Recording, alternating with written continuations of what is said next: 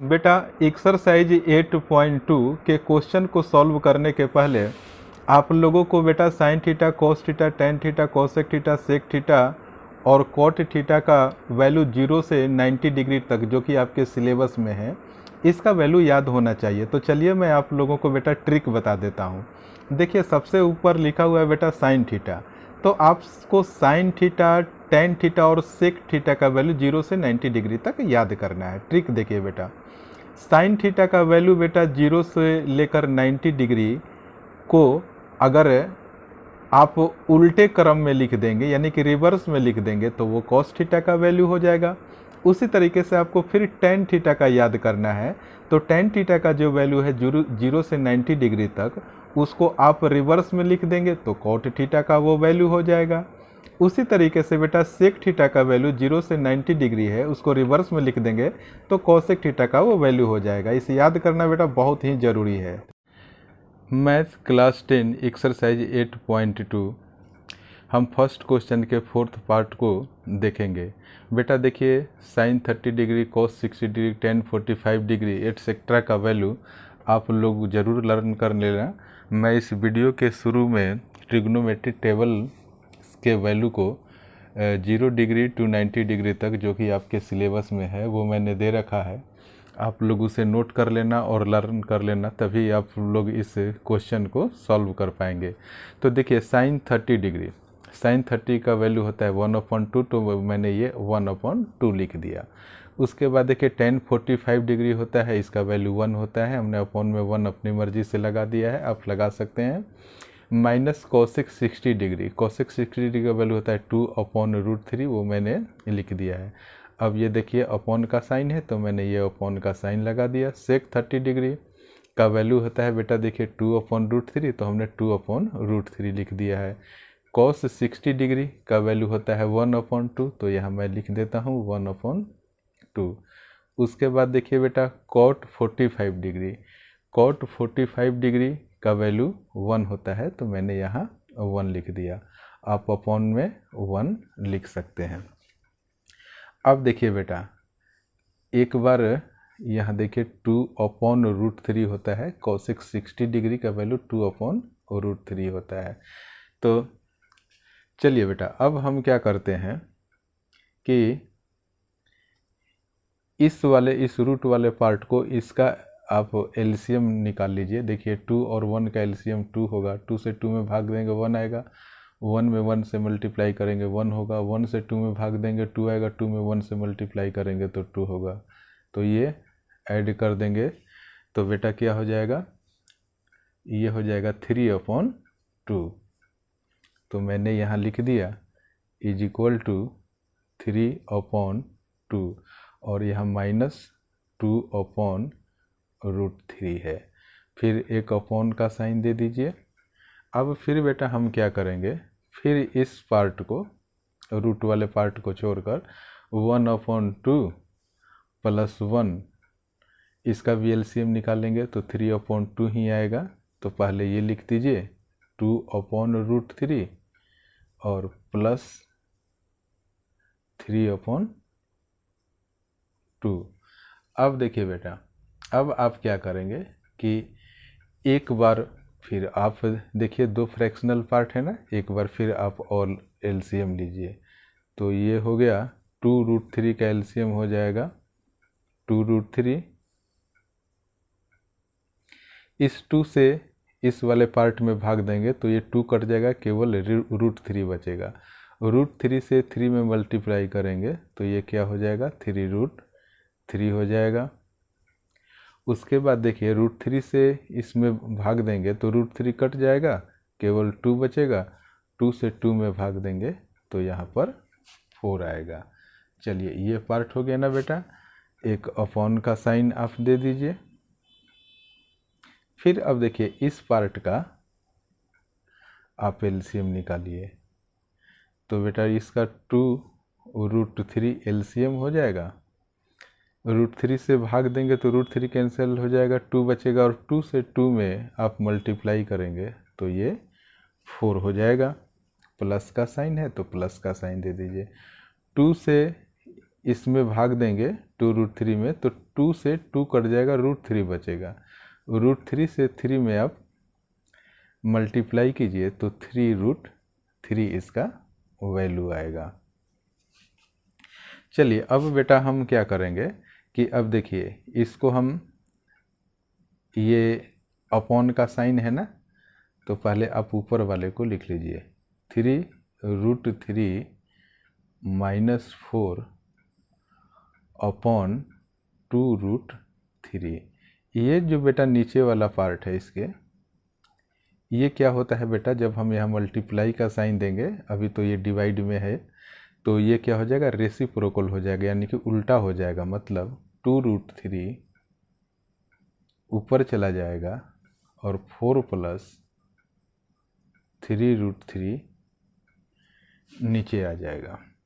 अब देखिए इस सिचुएशन में क्या हो रहा है बेटा कि ये 2√3 और 2√3 कैंसिल हो गया, तो जो बच गया उसको आप लिख लीजिए 3√3 -4 अपॉन में 4 + 3√3। अब आप क्या करेंगे कि देखिए 3√3 -4, और इसको हम क्या करेंगे, थोड़ा सा इसको एडजस्ट कर देंगे इसके फॉर्मेट में, इसके फॉर्मेट के जैसा लिखेंगे। देखिए 3√3 -4, तो पहले आप इस पार्ट को लिख दीजिए अपॉन में 3√3, और ये +4 है ना, हमने यहाँ पर +4 कर दिया। अब बेटा हम क्या करेंगे नेक्स्ट स्टेप में, यहाँ पर हम क्या करेंगे, रेशनलाइजेशन करेंगे।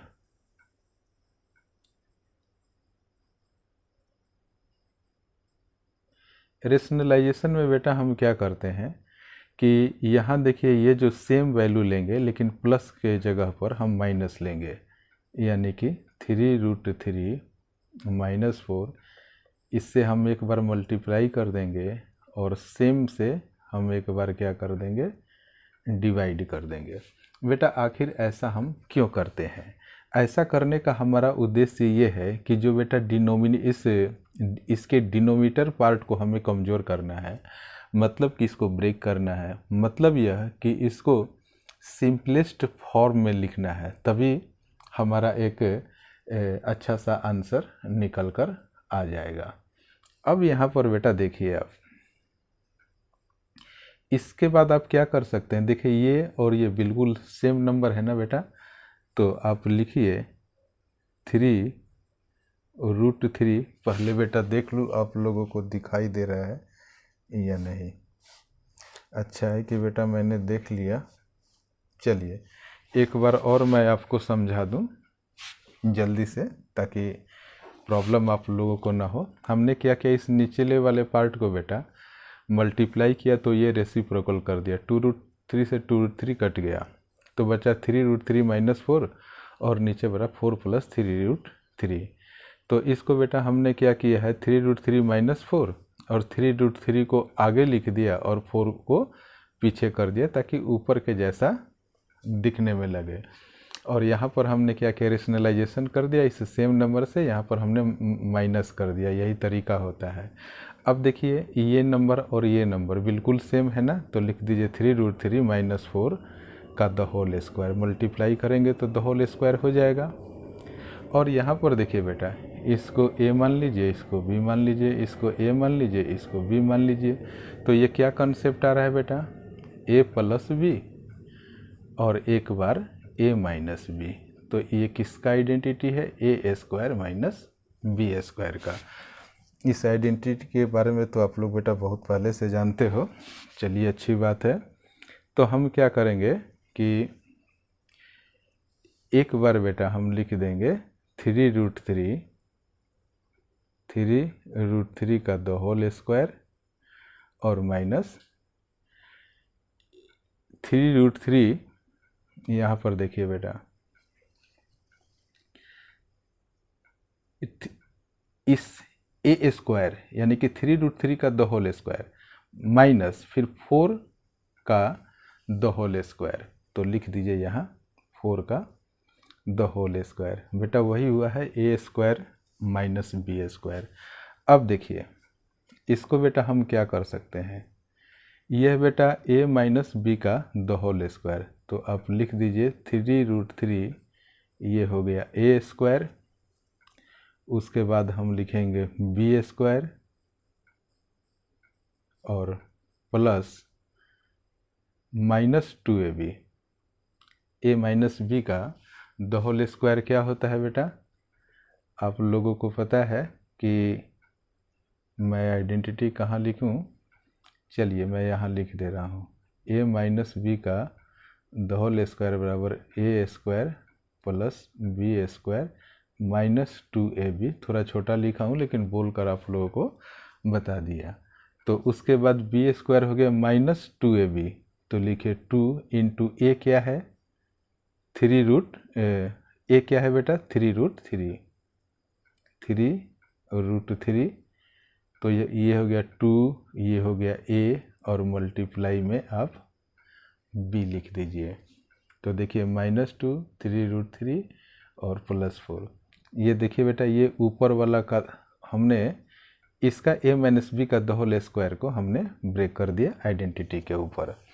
और यहाँ देखिए बेटा 3√3, आप जानते हैं कि √3 में √3 से मल्टीप्लाई करेंगे तो 3 आएगा, और 3 का स्क्वायर करेंगे तो 9 आ जाएगा, 9 3 जा 27, तो यहाँ पर हो गया 27। माइनस है तो हमने माइनस लगा दिया, 4 का स्क्वायर करेंगे बेटा 16 हो जाएगा। एक बार पेज को देख लूँ ताकि, चलिए बिल्कुल ठीक है, सही आप लोगों को दिख रहा है।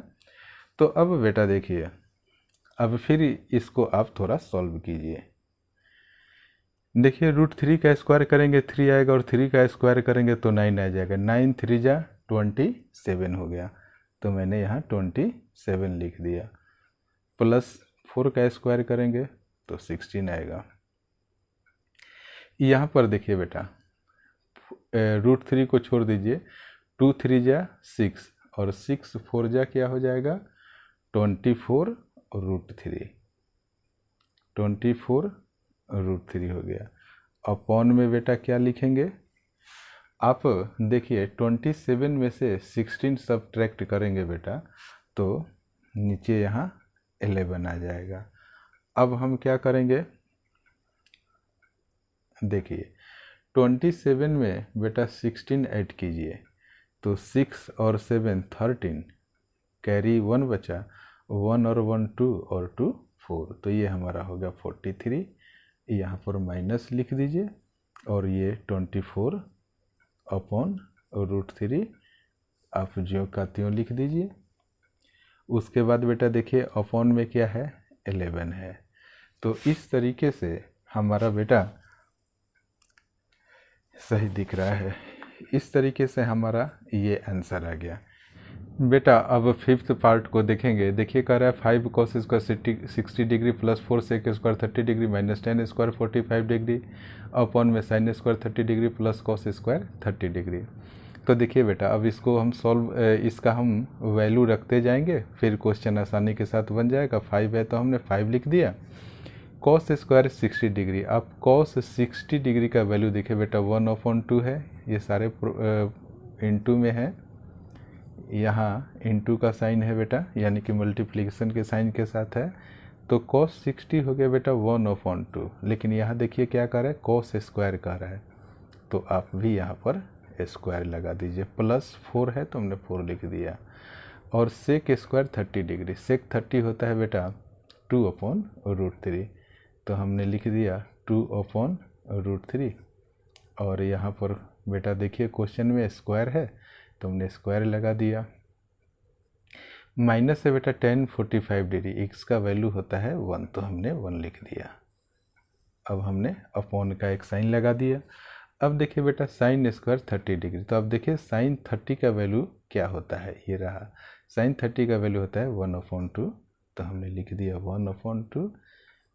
क्वेश्चन में बेटा यहाँ स्क्वायर लगा है तो हमने भी स्क्वायर लगा दिया, प्लस साइन है तो हमने प्लस साइन लगा दिया। कॉस स्क्वायर 30 डिग्री, अब कॉस 30 का वैल्यू देखिए, कॉस 30 का वैल्यू है बेटा √3/2, तो हमने लिख दिया √3/2। यहाँ पर भी स्क्वायर लगा है तो आप भी स्क्वायर लगा दीजिए। अब देखिए बेटा, 1 का स्क्वायर करेंगे 1 आएगा, तो 5 में 1 से मल्टीप्लाई करेंगे 5 आएगा, और 2 का स्क्वायर करेंगे तो ये 4 हो गया, प्लस यहाँ पर देखिए बेटा 4 है तो हमने पहले 4 लिख दिया, 2 का स्क्वायर करेंगे तो 4 हो जाएगा, और बेटा √3 का स्क्वायर करेंगे, √3 में आप √3 से मल्टीप्लाई करेंगे तो क्या हो जाता है बेटा, रूट के अंदर आप 3 मल्टीप्लाई बाई 3 लिख सकते हैं। यहाँ देखिए ऑर्डर या इंडाइसेस, इसको ऑर्डर या इंडाइसेस कहा जाता है। तो देखिए इसका मतलब ये है, ये 3 होगा, इसका मतलब ये है कि 2 फ्रैक्शनल पार्ट हैं, सेम है वो, तो एक उसका आंसर हो जाता है। तो इस तरीके से बेटा यहाँ पर क्या हो गया, 3 हो गया, और यहाँ पर देखिए ये 1 हो गया, हम इसके अपॉन में भी 1 लिख सकते हैं। अब देखिए एक अपॉन का साइन दे दीजिए, 1 का स्क्वायर करेंगे 1 होगा, और 2 का स्क्वायर करेंगे बेटा तो वो ये 2 का स्क्वायर है ना, तो 4 हो गया, प्लस देखिए √3 में √3 से मल्टीप्लाई करेंगे तो 3 हो जाएगा, 2 का स्क्वायर 2 2 जा 4 हो जाएगा। और इसको बेटा सिंप्लीफाई कीजिए अब, तो ये देखिए 5/4 हो गया, प्लस 4 4 जा 16/3 माइनस 1/1। अब ये देखिए नॉर्मल सा बेटा सम आ गया, इसके अपॉन में आप क्या कीजिए, 1/4 प्लस 3/4 है। तो अब हम क्या करेंगे बेटा, अब आप क्या कीजिए, इस डिनोमिनेटर का एलसीएम आप निकाल दीजिए।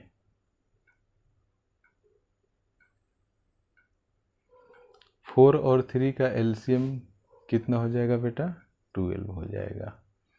4 से इस 12 में डिवाइड करेंगे तो 3 आ जाएगा, 3 में 5 से मल्टीप्लाई करेंगे तो यहाँ पर 15 आ गया, प्लस है तो आप प्लस लिख दीजिए। 3 4 जा 12, और 4 में 16 से मल्टीप्लाई करेंगे आप तो ये हो जाएगा 64, और यहाँ माइनस है तो हमने माइनस लगा दिया। 1 से 12 में डिवाइड करेंगे तो 12 आएगा, और 12 में 1 से मल्टीप्लाई करेंगे तो 12 आ जाएगा।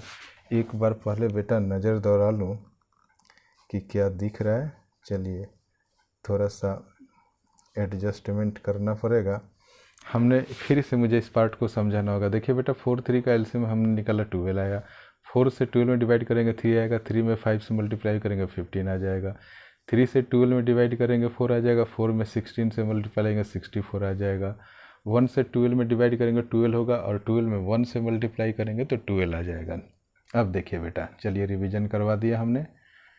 अब अपॉन में 4 4 का एलसीएम निकालेंगे तो बेटा 4 ही होगा, 4 से इस 4 में डिवाइड करेंगे 1 आएगा, 1 में 1 से मल्टीप्लाई करेंगे तो यहाँ 1 ही होगा, इस 4 से 4 में डिवाइड करेंगे 1 आएगा, 1 में 3 से मल्टीप्लाई करेंगे तो 3 आएगा। अब आप यहाँ बेटा क्या करेंगे, आप देखिए 15 में 64 ऐड कीजिए, 4 और 5 9 हो गया, 6 और 1 7 हो गया, तो ये हमारा 79 हो गया, और माइनस में 12 है तो आप 12 लिख दीजिए। उसके बाद देखिए यहाँ पर डिनोमिनेटर वाले पार्ट में 3 और 1 क्या हो जाएगा बेटा, 4 हो जाएगा, अपॉन में 4। अब देखिए बेटा इसको सब्ट्रैक्ट कीजिए, 9 में से 2 गया तो 7 हो जाएगा, 7 में से 1 गया तो ये क्या हो गया, 67 हो गया। और उसके बाद ये देखिए बेटा एक चीज़ हमने थोड़ा सा छोड़ दिया था, ये 79/12 15 को 64 में जब मल्टीप्लाई ऐड करेंगे तो 79 माइनस 12, और ये अपॉन में 12 है ना, तो आप इसके अपॉन में यहाँ पर 12 लिख दीजिए, आप लोग इसको समझ लेना बेटा, ये है 79 माइनस 12 और ये अपॉन में 12 है। ठीक है, अब आप लोग समझ गए। तो बेटा ये 79 में से 12 सब्ट्रैक्ट करेंगे तो 67 आएगा। ये 12 अपॉन में है तो यहाँ पर हमने 12 लिख दिया। अब एक बार फिर मैं लिख देता हूँ, और ये 4/4 ताकि आप लोगों को परेशानी ना हो। चलिए, तो ये 67 हो गया। आप लोगों को थोड़ा सा और पेपर में ऊपर कर लूँ, ठीक है। तो ये बेटा ये 67 है और अपॉन में क्या है 12, तो हमने 12 लिख दिया। और देखिए बेटा, ये तो डिवीजन का साइन, डिवीजन है एक तरीके से, तो ये आपस में रेसिप्रोकल हो जाएगा, सेम वैल्यू है, कोई फ़र्क नहीं पड़ेगा। तो ये देखिए बेटा, 4 1 जा 4, 4 3 जा 12, तो ऊपर बच गया बेटा 67 और नीचे हो गया 4 3 जा 12। तो हमारा बेटा ये फाइनल आंसर हो गया। बेटा आप इन सारे क्वेश्चन का आप लोग प्रैक्टिस कीजिए, इसको समझिए और आप लोग आगे बढ़ते रहिए। Thank you so much for watching this video.